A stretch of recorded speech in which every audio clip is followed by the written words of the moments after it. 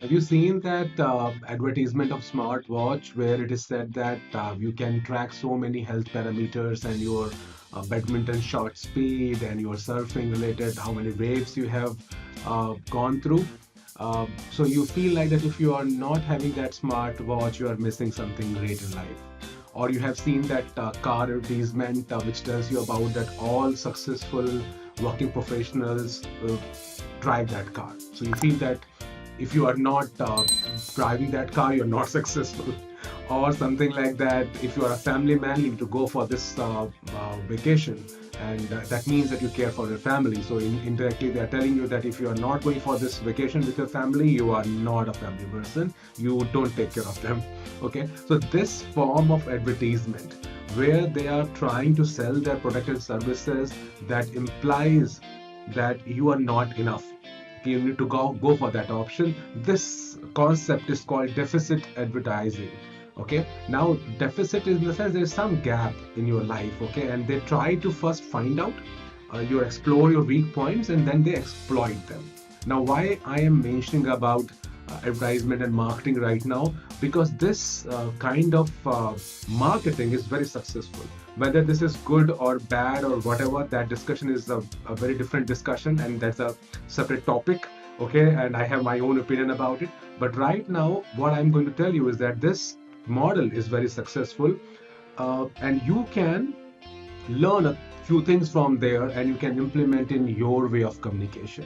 And for this, it is important to understand a psychological theory which is called dual processing. Okay, so basically, just to make it simple for everybody, let's understand that our brain has got two systems. Okay, let's call them system 1 and system 2. Let's not give them the technical names. Let's call system 1 and system 2. So system 1 is very automatic, unconscious, low effort, and fast.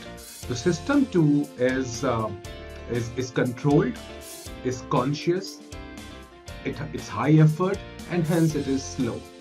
Okay. System 1, low effort, very fast. System 2, high effort, slow. And guess what? System 1 is nothing but your emotional processor. The kind of emotions which you have got basis that you take a decision, that is an emotional processor. System 2 is a logical processor. So it has to be rational. It has to collect the data points, analyze them, and then take a decision, which is a system 2. Now, system 1 is by default always on or off, is always on. Your emotions are always on. So you are more likely to make an emotional decision than the logical one, because it's always on. This is not like I am telling it out of my fantasies. This is what it is. Okay. So when you make a decision based on your emotion, that happens through your system 1. And what happens, you don't stop there. You, as a logical person, you try to rationalize it using your system 2. So let's think about the latest mobile phone, iPhone, or any purchase or shopping you have done. So there are high chances that you went by an instinctive preference, which is emotional, not rational.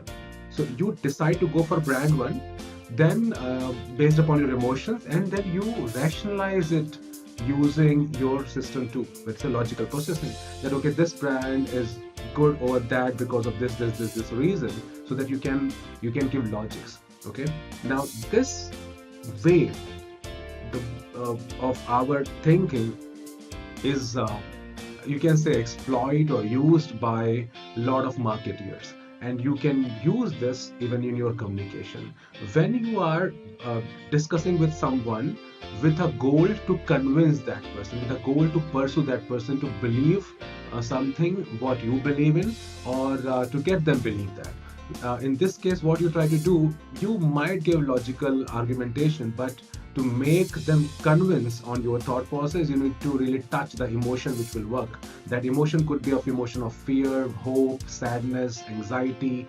It could be of any of these emotions. See that how can you bring that element in your talk if you want to pursue somebody.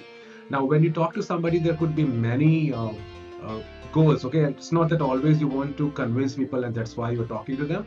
When you're talking to them just to make a point and justify that point, then the logical approach is good enough. But for persuasion, for convincing, you need to add emotional spices into that. Otherwise, it won't work. Okay, and it makes sense to you. And as I keep saying that these small things which I'm telling you, they're small but very, very significant.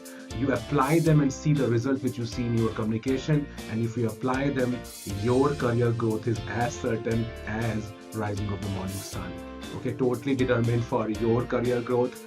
Coach APM signing off right now. See you in the next video. And guys, if you're liking this content which I am giving to you, please press the like buttons. It's kind of recognition that you want me to create more such content for you. Subscribe to the channel if already not done so.